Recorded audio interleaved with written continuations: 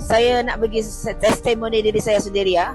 Sejak makan Nutrika ni, selain daripada sendi-sendi, Alhamdulillah kami tahun lepas kan, kami pergi umrah haji, lepas tu berderet-deret umrah. So tahun lepas kami mengerjakan pergi ziarah 4 kali. Alhamdulillah kami dah terperasan bah.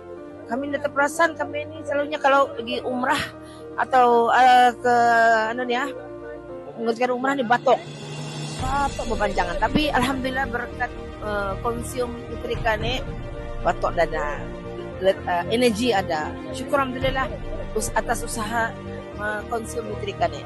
Alhamdulillah, mesti cuba. Especially-nya kan kalau benar-benar tu, kalau lepas haji kan, lepas umrah memang batuk sebulan tu. Alhamdulillah berkat Nutrika konsumsi kita.